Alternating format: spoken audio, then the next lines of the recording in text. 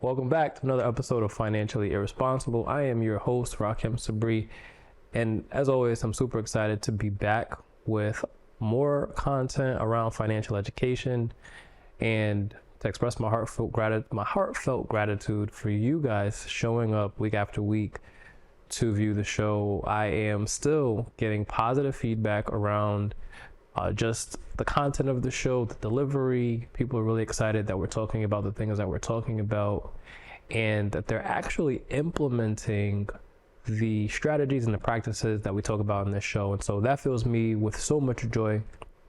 And it really encourages me to kind of find more ways to approach these topics that look a little bit different than probably what we're used to seeing in the world of financial education. Most recently in the state of Connecticut, there was a bill passed that is requiring financial literacy of all high school students in order for them to graduate. This is exciting news for financial educators across the board because it's something that we champion, it's something that we fight for, that we've been fighting for. And Connecticut's not alone. There are other states across the country that are either doing this before us or that will be following suit in mandating financial education as a part of the high school curriculum. And when I think about some of the feedback that I've gotten just over the course of time that I've been in this space, the 10 plus years that I've worked in financial services, one of the number one complaints that I hear from people is that high schools don't teach you the financial literacy needed in order to be successful financially. And so many times people go out into the world and they start navigating finances without the proper education and background to support them. They end up making mistakes and then having to dig themselves out of the hole of those mistakes later in life. The question that I want us to kind of focus our time together on today is whether or not that requirement is going to make a difference. And so there's this idea, right, that financial literacy or financial education within certain communities, particularly marginalized communities, is the silver bullet, if you will, to solving the financial problems, behaviors, etc. And we've talked in some of the previous episodes around why that may not necessarily be true. We've talked a lot about the role of psychology and trauma in financial decision making. And so I won't belabor that point in today's episode, but what I do want to focus on is some of the systemic resistance, or rather reverse that, the resistance to systems in place, financial systems through financial services that many marginalized communities have. And this is not a born or natural resistance, right? There is a justified mistrust based off of previous interactions with these institutions, the financial institutions in these marginalized communities.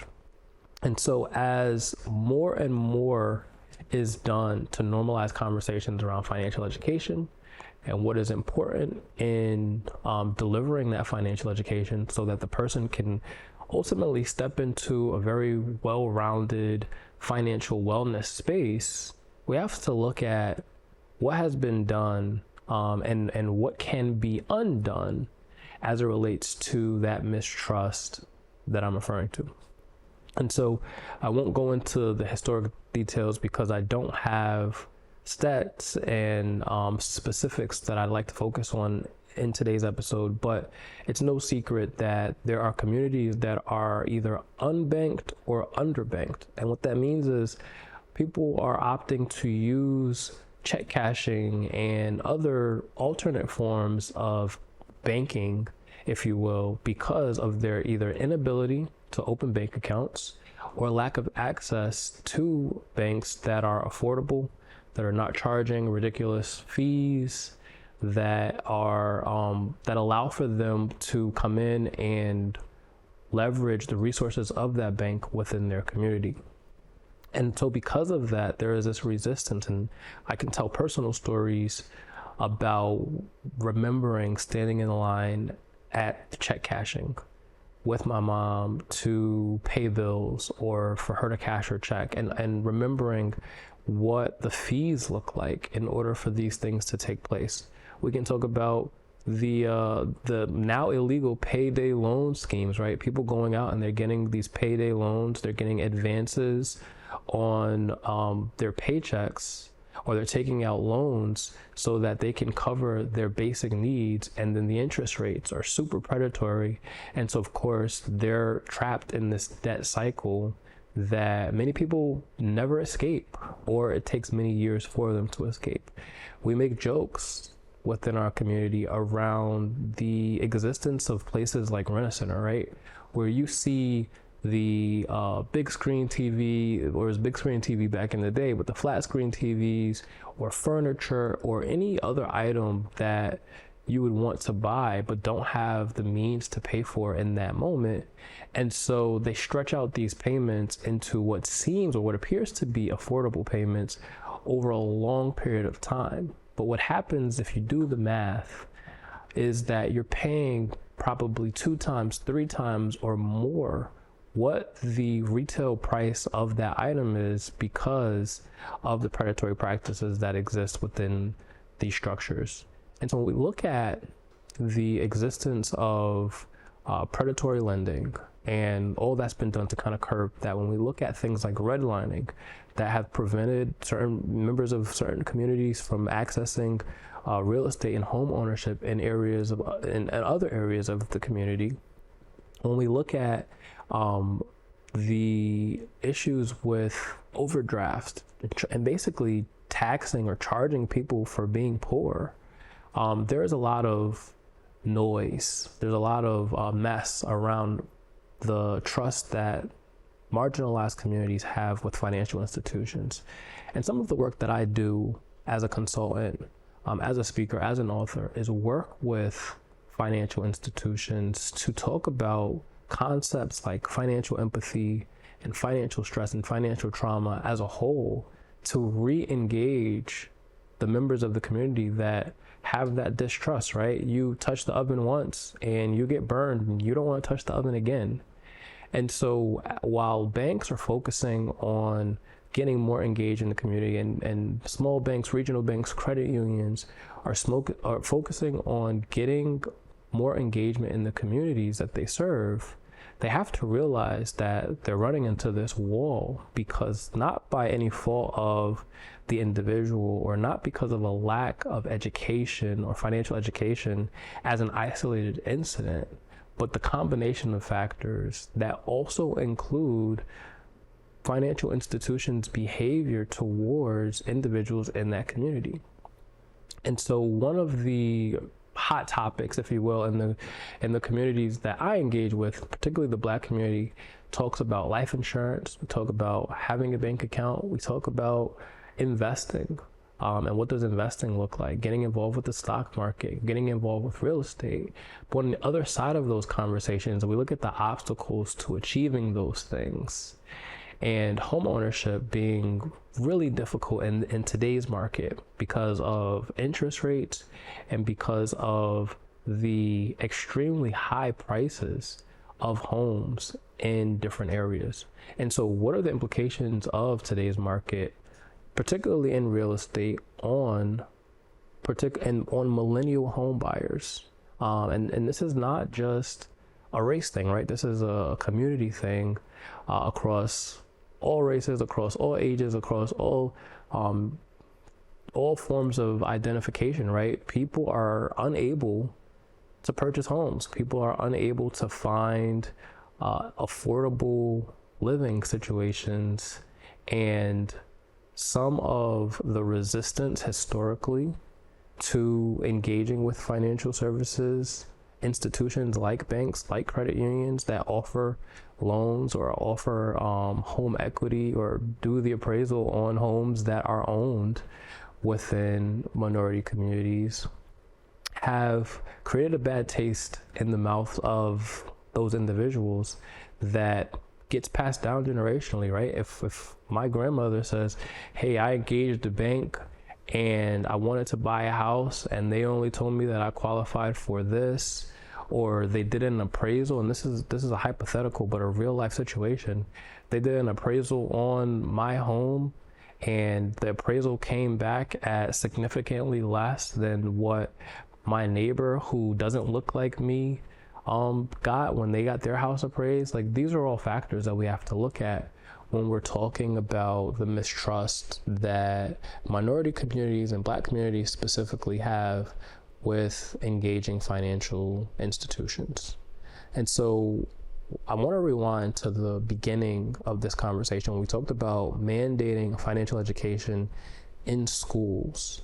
That mandation, or rather the curriculums that are built around financial education, and I'm starting to see more incorporate the nuances of culture and the nuances of predatory lending and the disproportionate impact on communities of color in being able to access education and being able to access resources and being able to access homes, loans, and bank accounts. But if we approach financial education from the lens of just the math, right, just the 1 + 1 = 2, and we don't provide context, and we don't provide history, and we don't provide nuance, then my thought is that financial education is going to be rendered useless, because the real life experiences of people in certain communities across the country are going to trump the experiences, or rather the education that they have in school. And so I think that an approach to solving the mistrust is having more work done on the part of these financial institutions, large and small, to get in front of the community leaders, to get in front of members of the community, to provide more education that is inclusive of their experience, to provide more empathy that is inclusive of their experiences. I would go as far as to say to issue an apology for the impact or the role that has been played in creating that mistrust in the first place. And that's not something that we can wave a magic wand and solve for overnight. That is going to take very intentional, structured delivery and working with consultants and financial educators and financial counselors like myself, like other members of the community, the financial therapy community, the financial counseling community, the financial education community, but also finding that sweet spot between diversity and inclusion and financial education and mental health, and delivering on all of those cylinders, because it's not just going to be, oh, we're going to have an event and we're going to teach you about this, and then you're going to come and trust us all of a sudden. It's going to take work, it's going to take time, and it's going to take sensitivity. So outside of the work that the banks and credit unions and other financial services institutions can do to engage the community, there is an accountability on the part of members of the community to get educated on what these products and services look like, on whether or not these products and services align with your current lifestyle, on the part of the members of the community that have this mistrust, the members of the community that have the education going back to their parents, to their grandparents, to other family members who may have this ingrained mentality that resists engaging with financial services as a whole, and saying, hey, wait a second, this is something that I've learned, this is something that I've experienced, this is something that I've done. Let's encourage more usage of these products and services so that we can decide for ourselves what building wealth looks like, first of all, but then so that we can actually execute on these wealth building strategies in whichever way that looks like, right? If you want to go the real estate route, if you want to go the stock market route, if you want to do both, certainly having conversations around the value of life insurance and the importance of having life insurance in place is a very important and resonant conversation within minority communities. Figuring out, what does the landscape look like from a housing perspective?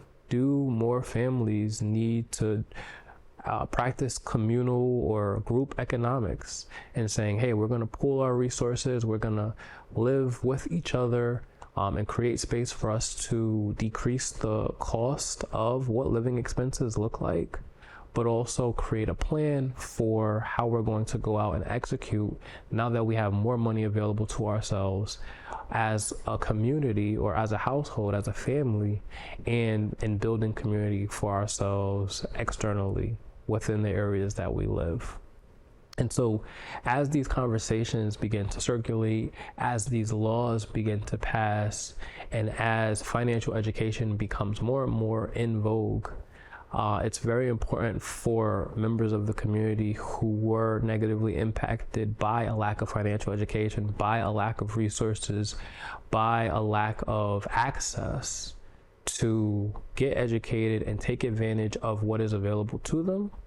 But it's also equally important for those institutions to reach back and do the work in gaining the trust of the members of those communities. So I've had some pretty good experiences in this space as it relates to working with organizations, financial institutions, leaders in the community around spreading this work, right? Spreading this news around the importance of financial education, accepting and acknowledging that where you are is not your fault, or rather where you come from is not your fault, but where you are is within your control to change. And then pointing people to the resources, connecting the dots that say, hey, is this a goal that you have? If this is a goal that you have, this is what you can do to accomplish that goal. These are the products and the services that you can align yourself to in pursuit of that goal, and recognizing that ultimately you have options, you have choices. You don't have to just bank at this one place. You can bank at multiple places. You don't have to bank at a place that is going to charge you fees where there are alternatives where you won't be charged fees. And so really kind of getting an understanding, not just on a very high level of how do you use a debit card? How do you use a credit card? What is a bank account? What's the difference between a checking account and a savings account and a CD? But understanding how those differences exist in the fee structure or the fee schedule of financial institutions, and making an informed decision based off of where you are, what you have, and ultimately what it is that you want to accomplish. And so there's so much work to be done. And again, I just want to congratulate the state of Connecticut for signing into law that students will have to take personal finance courses as a part of their high school curriculum. It warms my heart. It's super exciting news for me, but I think that there's a lot more work to be done. And in the work that needs to be done, there is an accountability that needs to be had on both sides of the table. So as we come close to the end of this show, we want to talk about when was the last time you did an inventory of your financial picture, right? What are the institutions that you're engaged with? Are you engaged with a large bank? Are you engaged with a small bank? Do you use a credit union? And what is the reason why behind those decisions? Is it because this is the bank account that you opened when you were in college and you just never changed? Is it because you don't know how to change, right? You're not happy where you're at, but you don't know how to change your direct deposit. You don't know how to go to another bank, or there's anxiety associated with having to undo everything that exists, right? How many people have signed up for a gym membership and have just paid the monthly fee because they have to go through all of these hoops and figuring out how to cancel it? And a lot of people, when it comes to banking and banking relationships, treat their banks the same way they treat their gym memberships. Even if the bank is charging them fees, they just sit there and they accept it because they feel like they have to.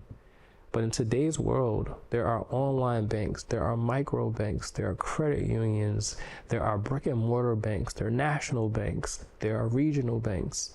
And so when we look at all of the options available to us, we have to make informed decisions as the consumer to decide, does this align with my circumstances? Can I meet the minimum criteria to have this bank account and avoid fees? Does this institution, does this bank location, or does this bank as a company treat me as a number? Or does this bank treat me as a human being, and that they value our relationship? And when you start asking yourself those questions and you start to determine that maybe this bank isn't right for me, or maybe this credit union isn't right for me, or maybe I want to experience a change, right? Maybe I want a more robust online banking experience, or maybe I prefer to use checks, or maybe I prefer not to go into the bank at all. As we look at the different options that we have available to ourselves, we can make more informed decisions, and that is a big part of the financial literacy equation that we often don't talk about. It's not just figuring out or accumulating financial knowledge so that we can recite the differences between products and services or identify products and services. It is making informed decisions based off of our understanding of these tools that best fit where we are, what we want to accomplish, and ultimately what choices we have in making those steps.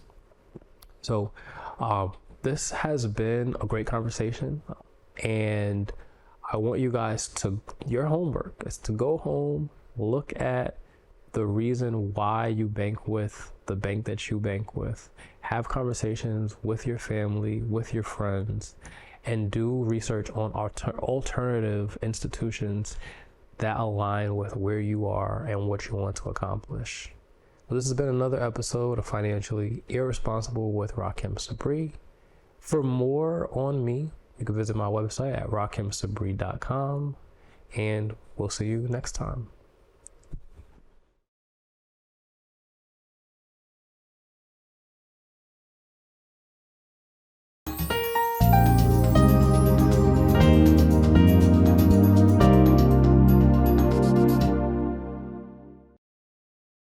Nick Augustino right here at the East Side Restaurant.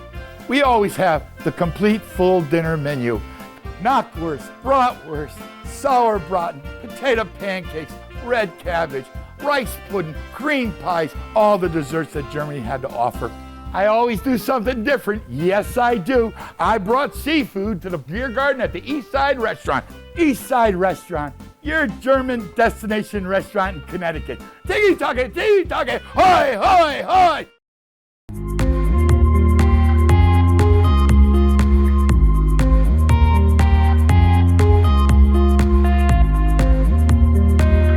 I'm your host, Kurt Barwis. Today, I have a very special guest, Dr. Andrew Lin. Hello, and welcome to another episode of the Veterans Corner. My name's Chuck Wooden. Decision for ourselves for this week, if we want to be made well. Hi, welcome to the crack of dawn. It's Dawn Lombardi. I'm starting the painting. It's going to be the cliffs with some water. Love it. He took me on the sets of Lost in Space, Batman. Everybody has a story. What's yours? Until next time.